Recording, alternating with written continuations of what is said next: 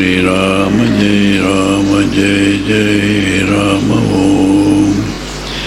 He wants to talk about the ashram history. History of the ashram. Now I am asked to talk to you all today about the beginning of the ashram and its gradual developments.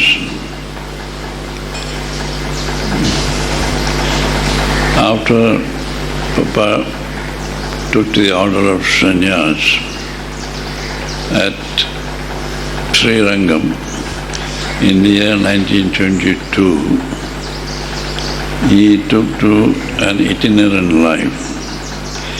First he went to Rameshwaram in the company of sadhus. Then he was taken by one sadhu to Tiruvannamalai, where he had darshan of Raman Maharshi. He stood before Maharshi and prayed for his grace. Maharshi stared at him for a while and nodded his head as if to say he had showered his grace on him. That very look caused thrills in Papa's physical body, and he was raised to a state of ecstasy. He forgot himself actually, and he went to a cave in Arunachala hill, and in that ecstatic mood stayed for 21 days, chanting Ram Nam day and night. He used to go out for bhiksha, meant to get rice, uncooked rice from somewhere, and cook that rice himself, made roll, and take that without salt or any other vegetables whatsoever.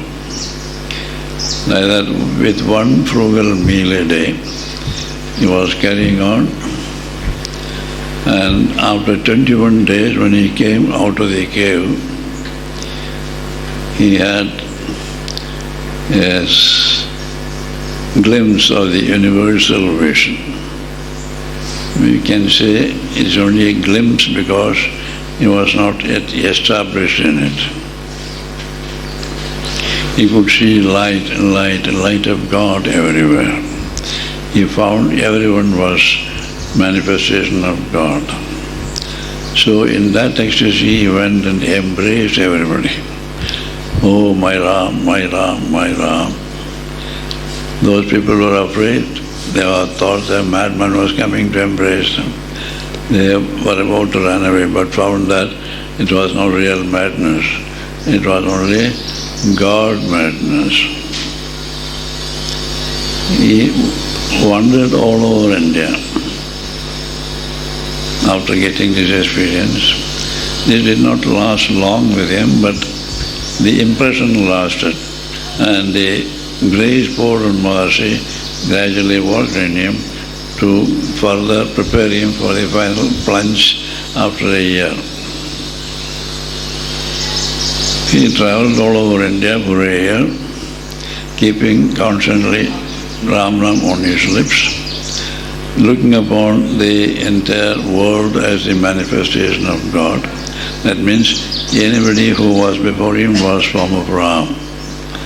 Whether it was man or woman or animal, it was Ram for him. And anything that happened was happening by Ram's will alone. With that attitude, he was blissfully moving about. However difficult was his external condition. It means he was wearing only one cloth, and he had no possession except the 3 books, Light of Asia, Bhagavad Gita, and the New Testament. These were the only 3 companions he had. He travelled all over India as Ram guided him, and his companions were sadhus. He used to call them Sadhu Ram. They took care of him. They gave him so much reverence and took care of him as if he was their child. That much respect or rather help he got from the sadhus. After traveling all over India, he finally came to Hubli, where Satchidananda Swami was giving daily discourses, and he was attending the discourses. During that time, people at home, that is his wife and daughter, came to know that he had reached Hubli.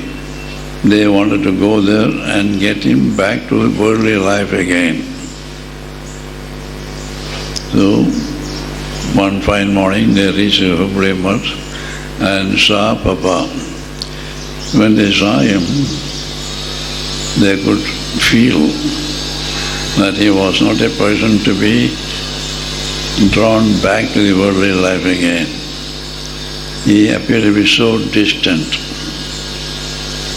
His look was so far away in the heavens, as if not in the world. They even did not dare to approach him. That was his condition at that time. However, they requested Satchidananda Swami to command him to go with them to Mangalore. Swami literally obeyed what they said. He called Papa and told them, please go with them to Mangalore. Papa said yes. So they came by boat to Mangalore and they went to their house. Papa went to the Kadri caves where he could stay in solitude for, he did stay for 3 months, though occasionally visited their house. So their desire to take him to Mangalore was fulfilled, and as commanded by Satchidananda Swami, he came to Mangalore. But Swamiji never asked him to go and stay in their house. So he spent 3 months in Mangalore in the Panchapandava cave. There, due to intense tapasya there, day and night Ramna, he got the experience of Nirvikalpa Samadhi there. Nirvikalpa Samadhi is the merger of the individual soul in the cosmic soul. That experience he got there. This is the experience that makes one fully liberated from the cycle of birth and death. He becomes a Jivan Mukta. But yet, this is not the final experience in spiritual life.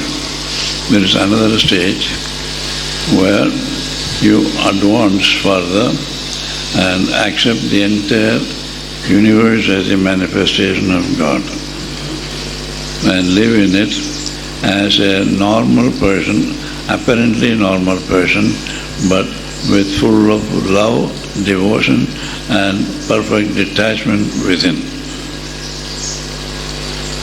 That's called Sahaja Avastha, Sahaja Samadhi. This also he got in a couple of years, and he was ready for serving the humanity. He wanted to serve humanity by guiding them to the, or rather by awakening them to the reality and guiding them to reach the goal.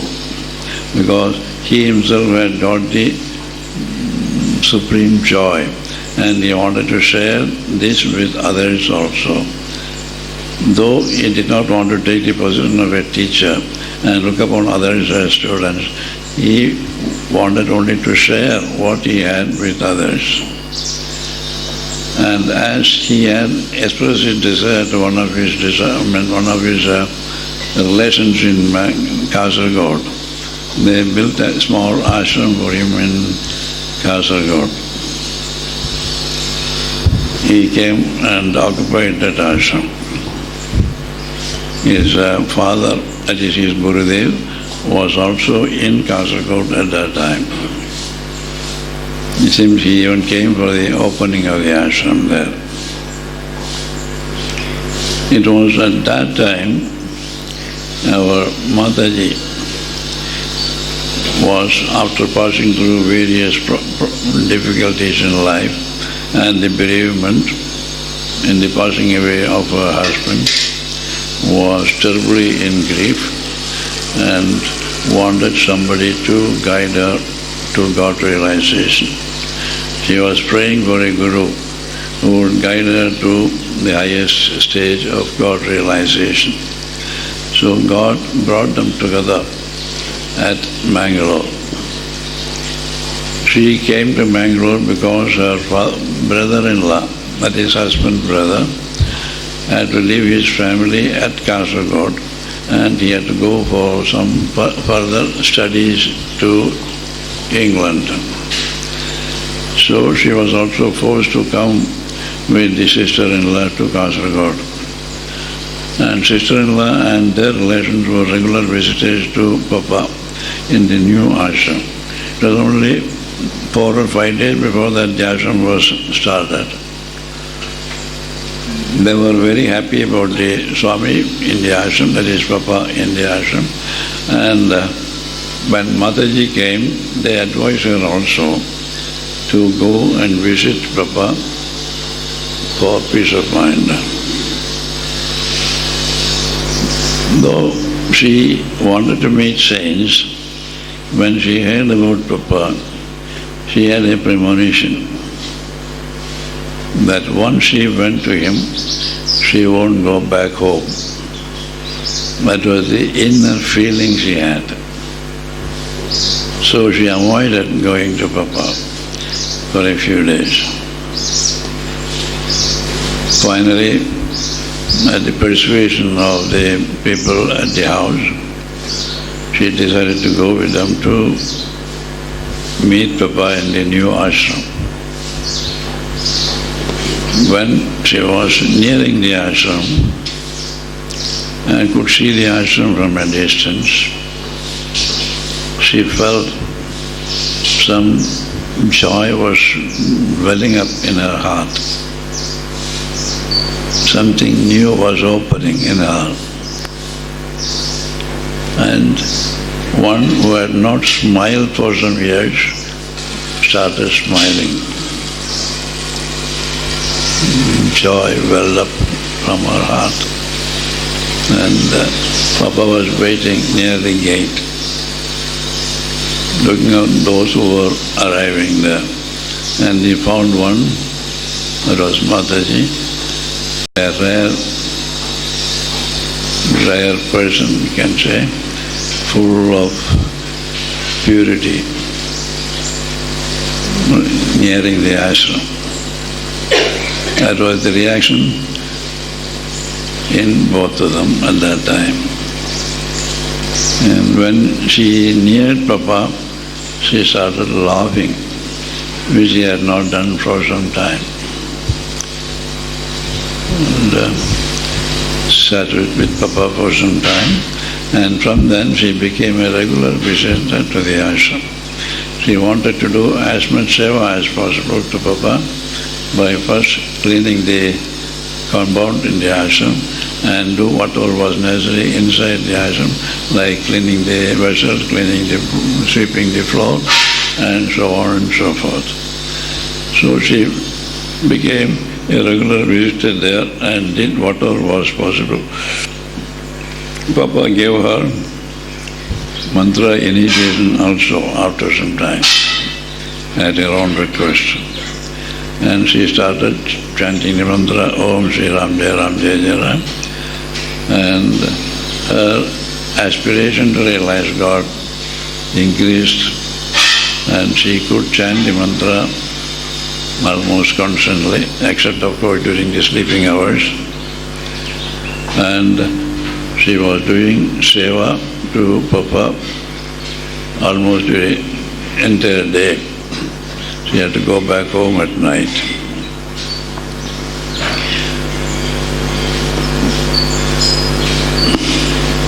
It was at this, after a few months stay there. After a few months or even say about a year, it was time for the family, her sister-in-law and others to leave the place for Dharwad. She had also to go. She found it difficult to be separated from Papa. As she was doing intense sadhana, Papa thought she could be away for some time without any harm, and told her she has almost reached the goal, but the test is that she should not miss the physical presence of Papa even when she is far away from the ashram. If she did not feel the absence, you could take it that she was established in the impersonal aspect of God and take it as full realization. If by any chance she missed his physical presence, you have to take it that you are depending upon the physical body only and realization was not complete. So that was the test stone given to her, touchstone we call it. The bus took them to Dharwad. Before she reached Dharwad in the evening, she started had mental agitation because she was away from Papa. So that made her understand that she had not attained the highest realization. Then and there she made a decision, whatever may happen, I must go back to ashram and stay there till I have the highest realization. Anyway, the bus took them to Dharwad and she tried her best to get away from there and return to the ashram as early as possible. And she did so. Because we need not go into further details, so the stories are all mentioned in her own book. And she came back to Kasaragod in 1928 on Kartik Purnima night. When she reached with one cloth that she was wearing and nothing else with her. She entered the ashram. Though it was a Kartik Purnima night, it was all cloudy and it was dark. She entered the ashram, Papa was observing silence. And the moment they met, both of them laughed. And Papa wrote on a slip of paper, Mother, you have come back home. From now, this is your own home. You may stay there permanently. That was the chit he wrote and gave her. So that was coming to the ashram for good.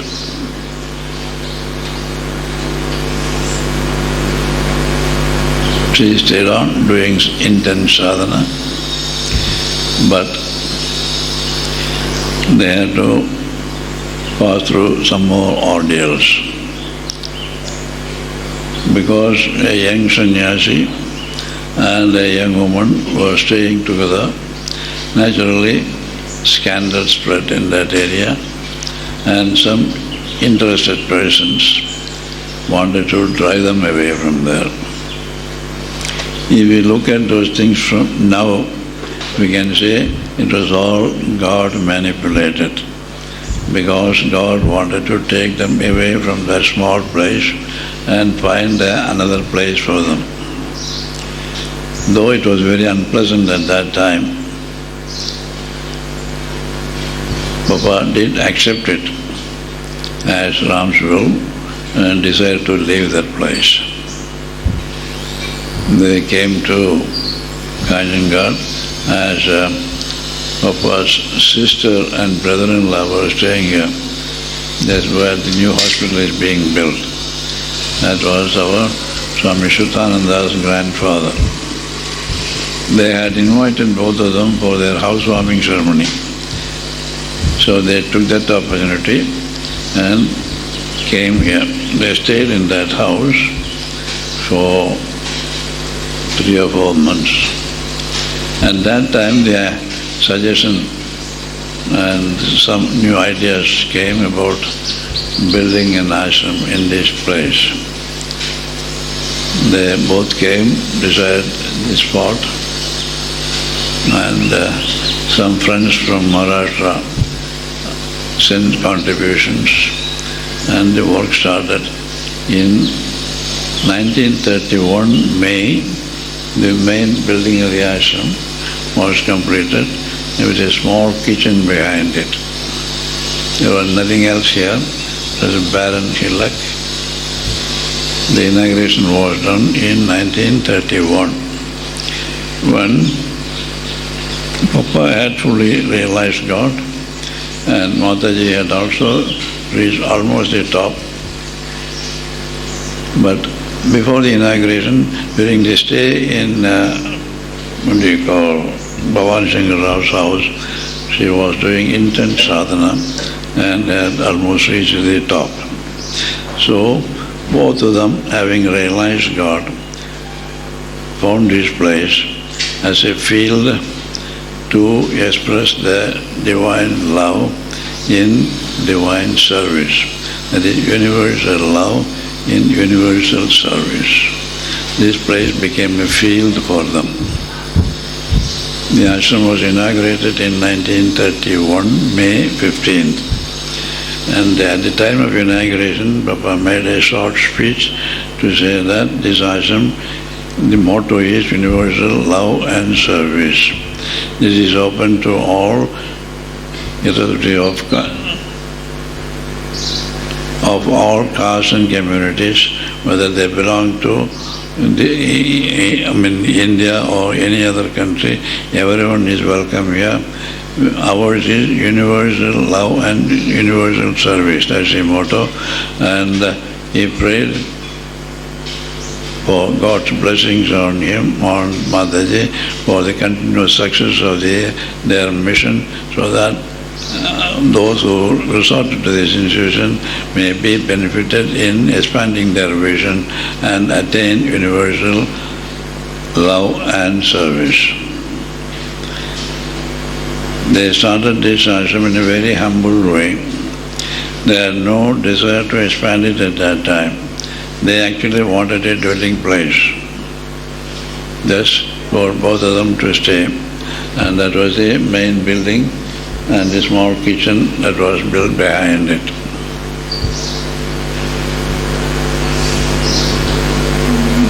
And the opening day itself was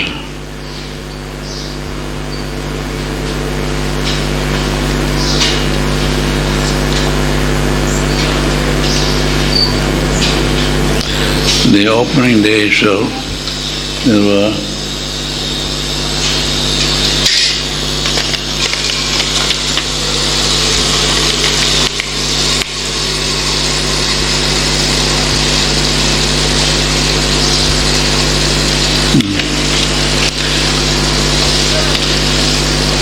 quite a number of devotees had gathered here on that day, and it started raining very heavily.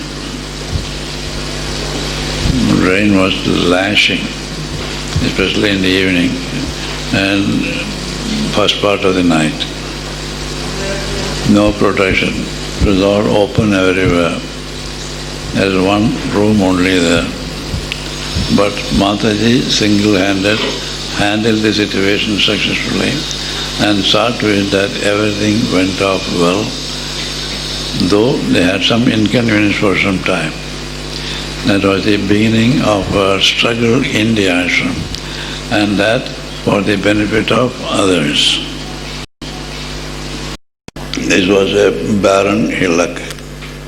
The ashram was the only building there, with another small kitchen behind it, that is the present Shandini was. Then a well was dug near the water tank now. It was the first well. And another well near that washing shed. These two wells supply the necessary water. And Papa and Mataji drew water from the well and watered the plants that were planted. Some plants were planted, even coconut plants were planted, and Papa and Mataji used to water them. Of course, seeing them, others would join, but hesitatingly. That is why Mataji was on the very beginning saying that no expansion should be done in the ashram. She was not for it. In spite of it, the ashram expanded. And Papa used to say, Mataji was responsible for the ashram. And Mataji would say, Papa was responsible for expanding the ashram. So mutually they were responsible. In the early days, because only 2 wells were there and water was sufficient, supply of water was not very much needed. It could be managed with drawing the water from the well themselves, physically drawing the water. But when the number of inmates grew and the number of houses built also increased gradually, supply of water had to be made to each house. So I remember now it was in 1949 that I went to Madras to purchase the first pump set. Yeah. And we absolutely no knowledge as to how powerful it should be. Somebody suggested 1 horsepower pump set would do. So for that big well, we came back with a 1 horsepower pump set. And we found later that it was not at all sufficient. The big tank, present tank was built at that time, 1949. And to pump water with a 1 horsepower pump set from that well, that was not sufficient. Then gradually more pump sets were brought, more wells were dug. That well was there near the gate. That well was there at that time. This well here and another well here. The Rasmir house well came later. And Balaji's or Srinivas, that well also came later. And then in front of Narsimha's house. Yes, in front of that also came later. And then number of people, number of devotees visiting the ashram increased, the kitchen work increased, more workers had to be employed in the kitchen. Who was looking after the kitchen service? Kitchen, Mataji herself was toiling day and night. And there was one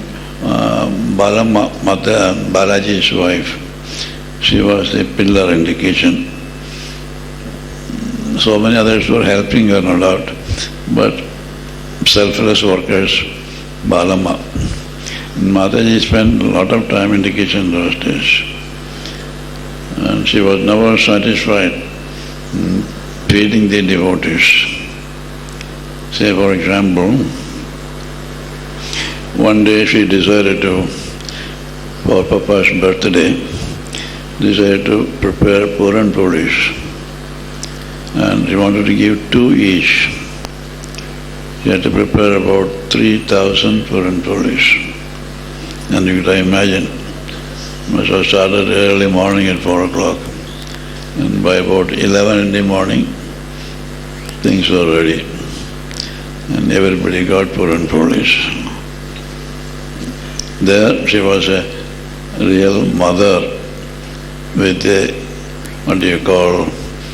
tenderness of the heart, and really wishing to feed the children with the choicest dishes. And when she prepared something, she wanted to give to everybody. Once she started preparing Mysore pak, she prepared a certain quantity. When it was given, she found that 10% did not get it. Next day she prepared some more quantity. That time more devotees were present, and again 10 or 15 were left out. Third time she prepared so much that everybody got and something was left over also. Because 10 people did not get it, she prepared second time. Because again 10 people did not get it, she prepared for the third time. See her anxiety to see that everybody got what was prepared. Like that, everything she wanted to give to everybody equally, as far as possible, of course. And when these bells came, when the paddy fields came to the ashram in 1954, we thought there would be better supply of water in the fields. So this well here in the center was dug.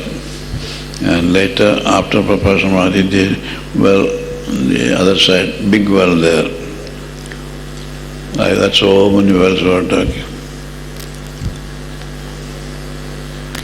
And so many pump sets also. There was no electricity. And as there was a serpent, the snakes moving about, people were afraid to walk in the night, so they complained to Papa. So it was decided to have some electric supply. They got a generator that was working from morning, evening 6:30 to 10. Otherwise, only hurricane lands. And no fans, no air conditioners, no fridges.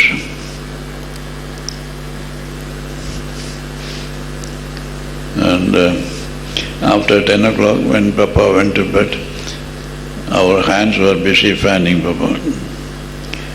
No electric fans, hand fans. And Mataji saw to it, somebody in turn fanned Papa all the night.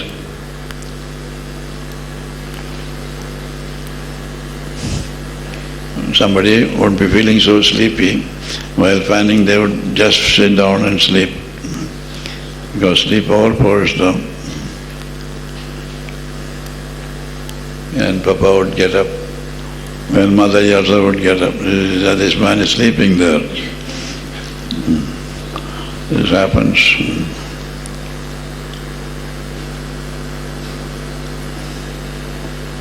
What are the other things? Pumps came into electric pumps, electricity, and Goshala. Yes, in the early days, when people started coming with the children, milk was available here only after 8:30. Milk had to come from Kanjangad.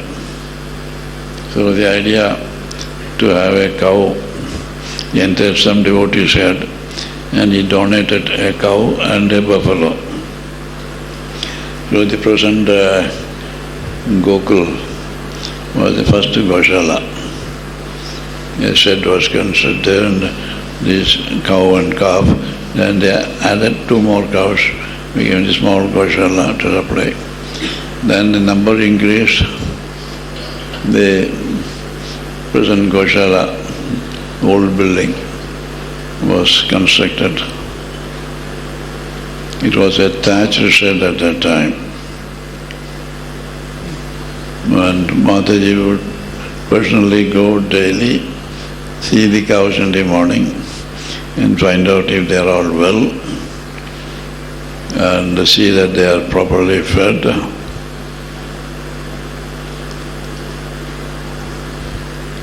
And those days we could give away the calves to local people, but they wanted good breed of calves. We got a good Sindhi bull. It was in 1948 or 49. Then the quality of the breeding was better, and there was a lot of demand for the Sindhi calves. So they were given locally, but we found that they were not looked after properly. So we gave up the idea of giving locally and sent everything to one Goshala in South Canada. one friend, Dattatreya Burdeji, who was looking after a number of goshalas in North Canada and South Canada, used to take all those cows, extra cows. So we had no problem. Now is the problem to send away the cows.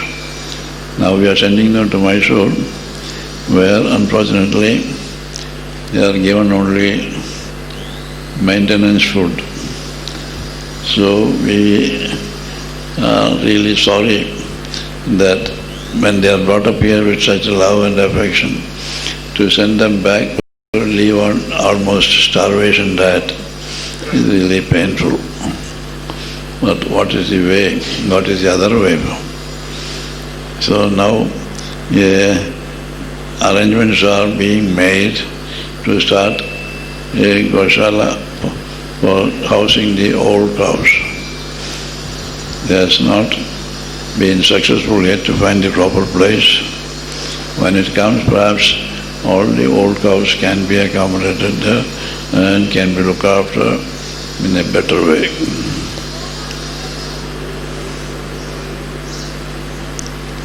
And the ashram finances, that's another important thing to be talked about.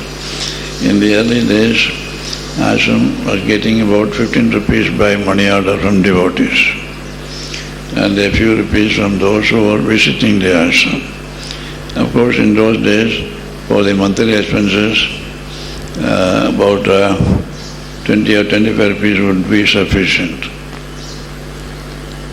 That was till 1949, that is year I came here, I found the total expenses for the month did not exceed 3,000 rupees for the entire expenses, concession of cottages, maintenance of these buildings, and the kitchen, goshala, altogether came to about 3,000 rupees. That was a big amount in those days.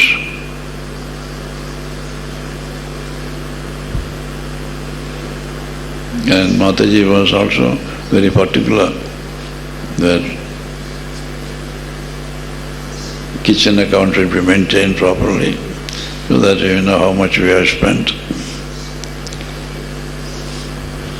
She not only know how much we have spent, but did not control this expenditure. They wanted to know how much was spent, that's all. It was very, very generous that way. And till then, till 1959-60, the ashram was always in debts. Every month, the provision merchant will come and ask for the bill, which was pending for over 2-3 months. And there was this silver jubilee of Mataji's renunciation in 1955. That was a very huge affair. More than 4 or 5 days function, and each day more than 10,000 people were fed. The present place near the Paramdam and that Ayodhya, that was the place where dining was going on, cooking and dining both. And another separate place for breakfast. About 60 cooks came from Trichy, about 60 from Bangalore for cooking purpose. So those 4 days program, feeding about 40 to 50,000 people altogether, landed the ashram heavy debts. So at that time the ashram decided to be very, very austere, to reduce the expenditure in the kitchen and in every other department. So all the workers were told that unless they work as seva in the ashram, their services were not required, they would not be paid. So 2 or 3 were willing to work on honorary basis. All others went away. It was at that time all the inmates in the ashram decided to share in the various work in the ashram, various activities. Some took up the cleaning of the rooms, another took up Mataji took up washing of the lavatories. She said she won't give it to anybody else. That was a privileged work she said. Others would to look after the visitors, some in the office, and we 3 or 4 took the Goshala to feed the cows, milk them, and to take them out for grazing we were not prepared. We could not do it, so one man who volunteered to do it did the job. This went on for 2 or 3 months. By the time Papa thought that this was sufficient, these people could manage without any servants, but the servants had to find some job. Those who were sent away from here were not quite happy. Somehow Papa wanted to change the situation. He prompted one of the ashram devotees to bring such an amount as would clear the total debts, which came to in those days about 60 or 70,000 rupees. It was cleared and the worker was taken back here. The routine started. That was in 57, 58. After that again another crisis came in 60 or 61. That was also tided over by some generous donations from 2 or 3 devotees. And from that time things were not bad, sufficient, and more monies were coming in for the expenses.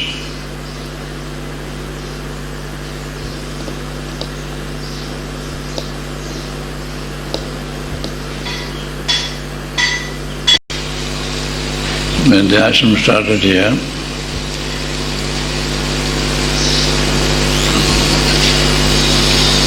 the local people were all very poor, and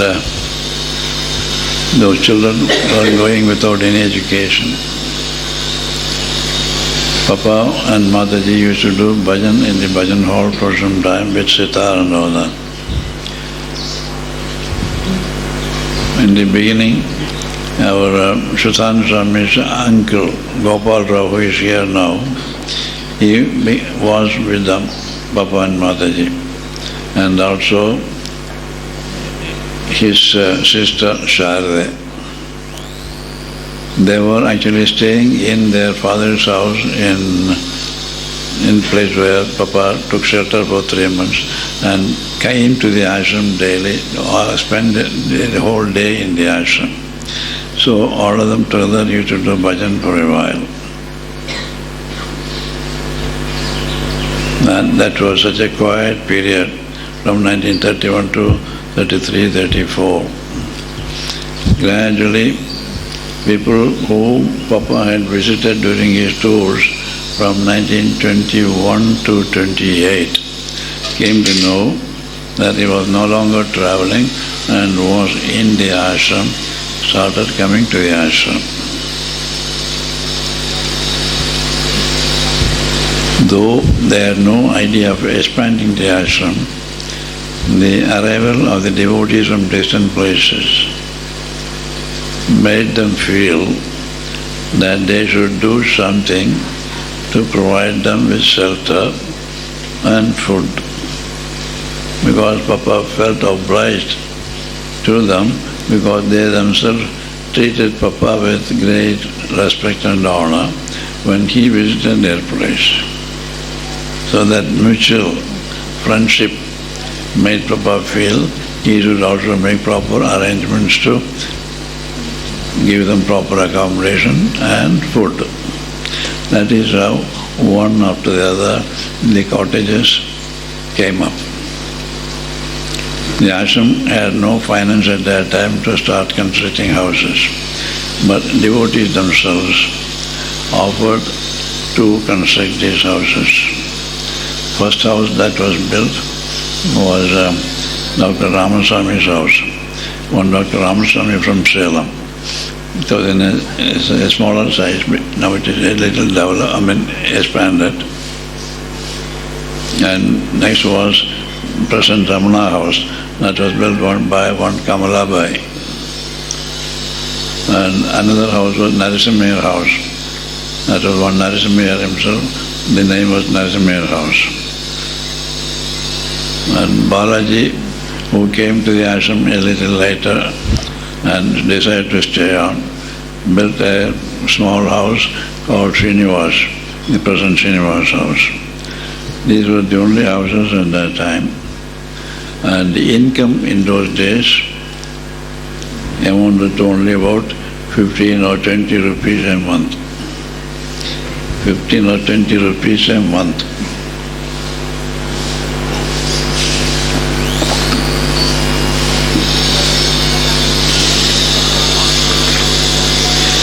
So that was a real ashram life, very austere life. They used to prepare have some watery milk in the morning, noon, gruel and one curry. Night also milk with plenty of water and something to eat. That was the food for the whole day. And everybody was happy. A Gujarati family came from Ward 1, where Papa used to stay when he was in Ward 1. He came and stayed for some time. They could not get on with the gruel and the other thing provided here.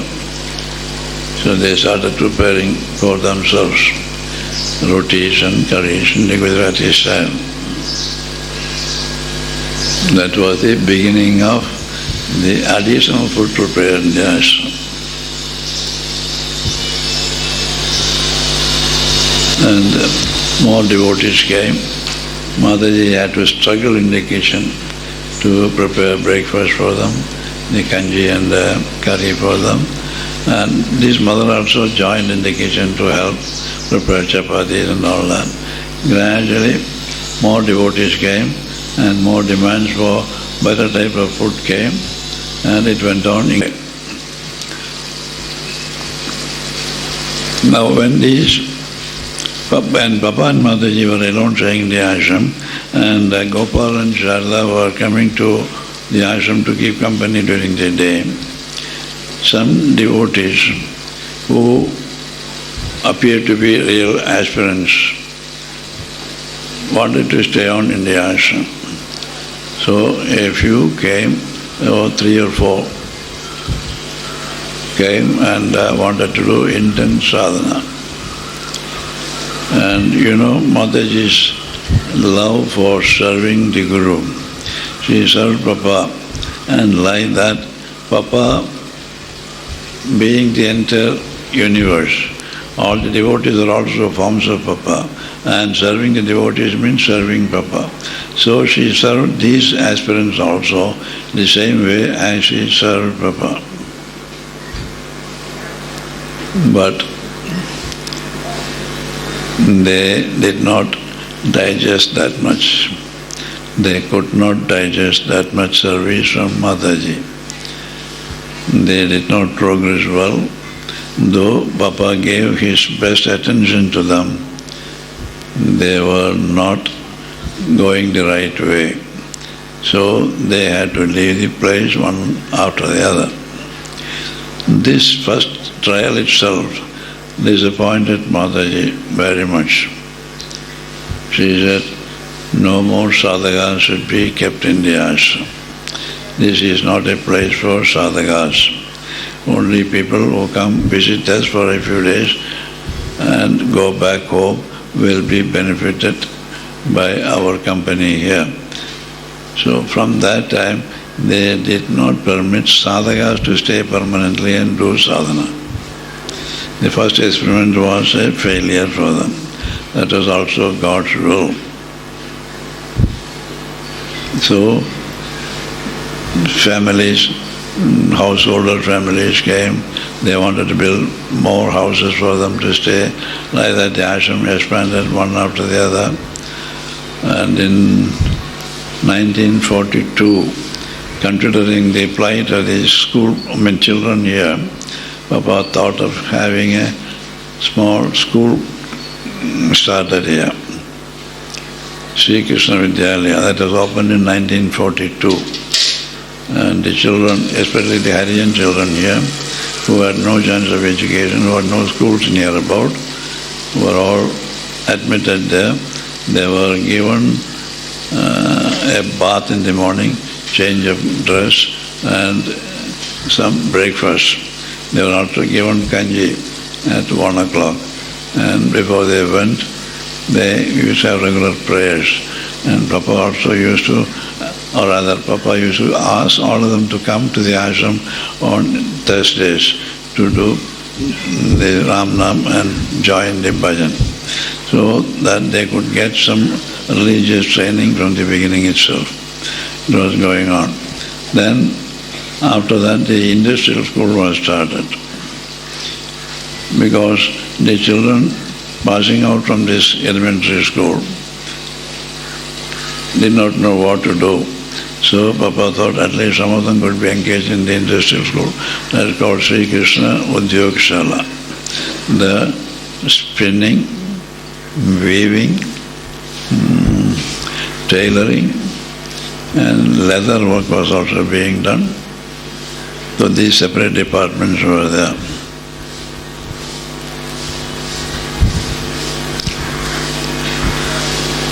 Before the Udyog-shala came, there was a small shed just opposite the ashram, where there is a house now. There was a shed, thatched shed, where a few handlooms were kept and some people were working there. That shed caught fire one day. And one friend who was managing the school at that time came running to Papa. She said, our weaving shed has caught fire.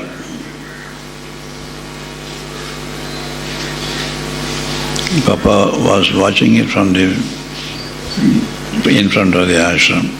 He could see the flames. Papa was just laughing. See, calling everybody to see the fire burning there, see the fun. At that time, this Sadananda was his name, Sadananda Nagarkati. He was running from there to tell Papa that the shed had caught fire.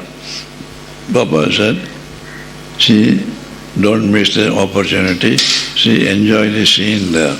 Look at the fire, how nicely it is burning. He could not stand it. Anyway, he went back. Papa was watching there. He was sure whatever happened by God's will, and that must be for good. But all could not swallow that bitter pill always. So Sadananda went back without any apparent help from Papa. They tried to extinguish the fire, but nothing could be saved. The entire shed was completely finished. All the looms were burnt off. Everything was on plain ground afterwards. A few days after that, a friend from Bombay came and in the course of a talk with Papa, said that I heard you had a weaving shed here and that had caught fire. It was all finished. Now there is no weaving shed. Yes, it was Ram's will. Then he said, I want to donate for a big building which should accommodate about 40 looms. You can have some other sections also. Was it all right if it is Ram's will? And he made it arrange for the construction of that Udyogshala which is existing now, huge building with a number of rooms, which is a separate section for tailoring and other leather work, etc., and a showroom also. At that time, perhaps in the year 1943-44, the whole building costed only 28,000 rupees.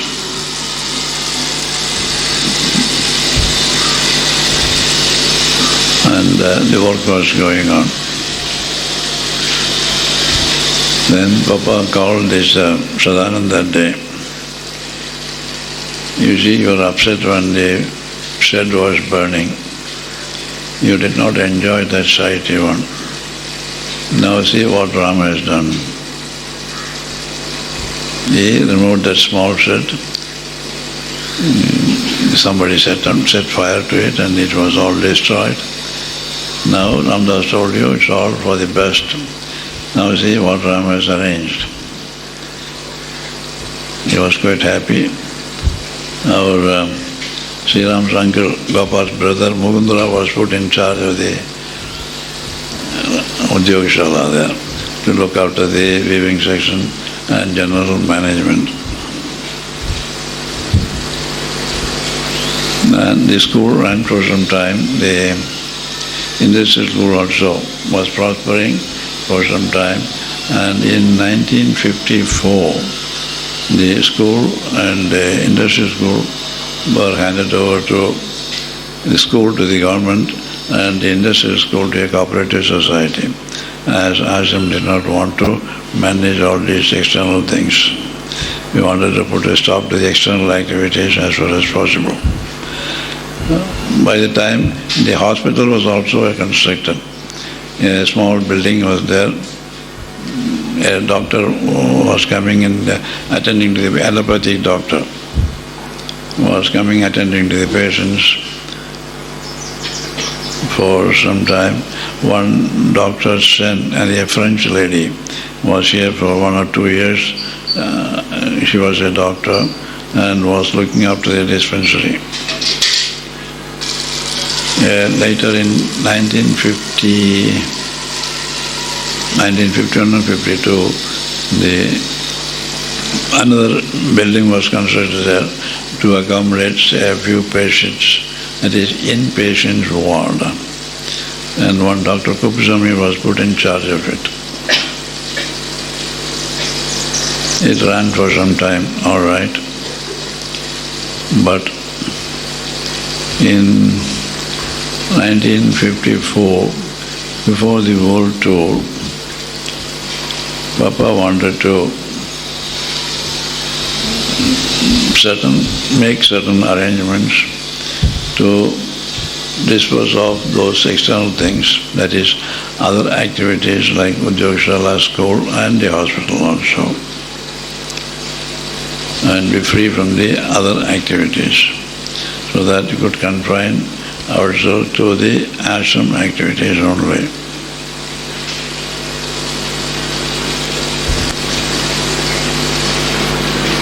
And in 1954, when Papa went on tour, the ashram had only the main bhajan hall, a kitchen where the present Vrindavan building is there. That was the kitchen.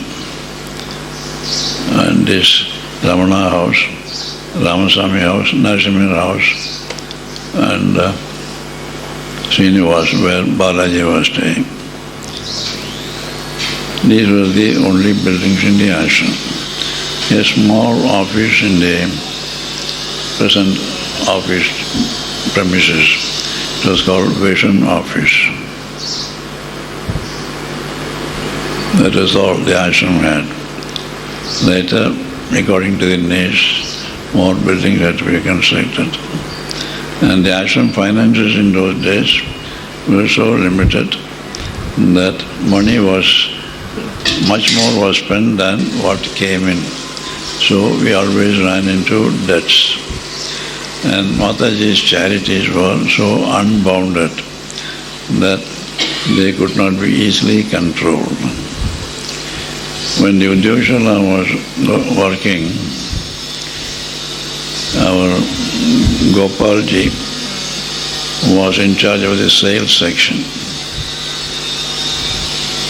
Mataji would go and ask him to give whatever she wanted to distribute freely to the poor people.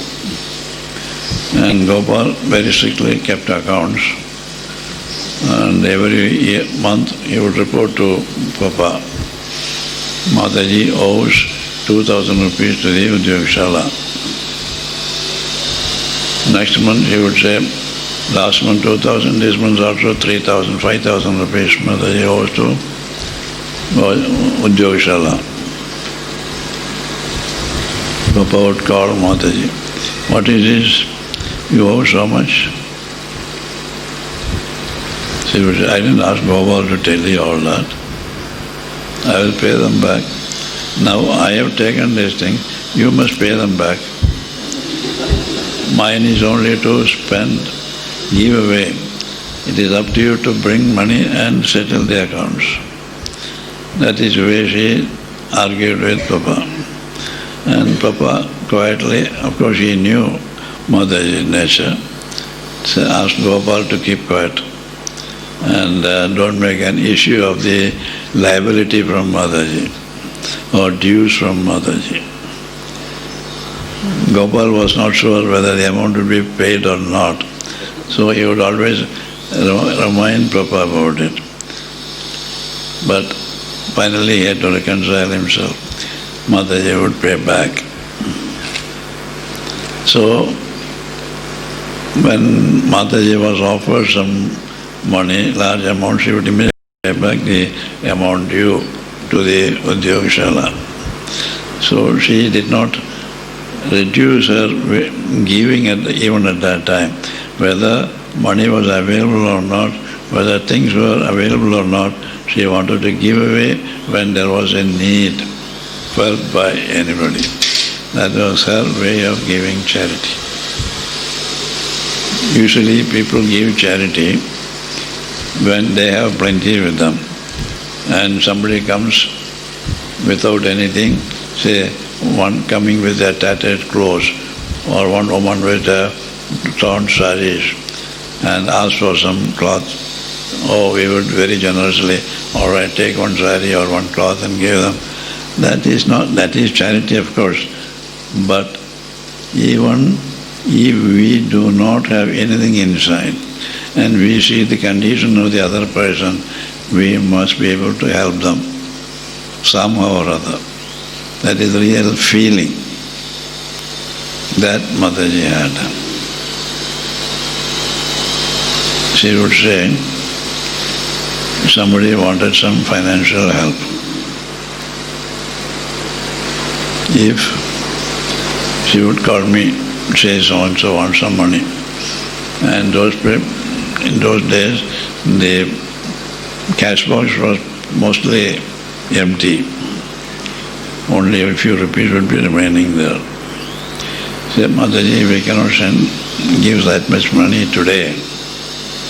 Why not you ask him to come tomorrow? She would say, he wants the money today. His need is today. What is the use of asking him to come tomorrow? If you want to help him today, it must be today itself, not tomorrow. So what should we do? See, there are some devotees come here. They are all rich people. They must have brought some money with them. You go and borrow some money from them. We will repay them tomorrow, day after. You pay him. He needs the money today. That is how she was giving charity. And she did not like the word charity. The word charity was disliked by her actually. Don't use the word charity. Call it offering. It's an offering to God. That was the way she was giving. And she maintained that till her last. So the ashram grew like that, more devotees came in.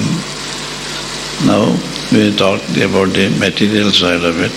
Let us talk about the spiritual side, if we have time, or we'll make it tomorrow. We'll stop today. Talk tomorrow, the other side of the ashram. Om Shri Ram Jai Ram Jai Jai Ram Om Shri Ram Jai Ram Jai Jai Ram Om Shri Ram Jai Ram Jai Jai Ram Om Shri Ram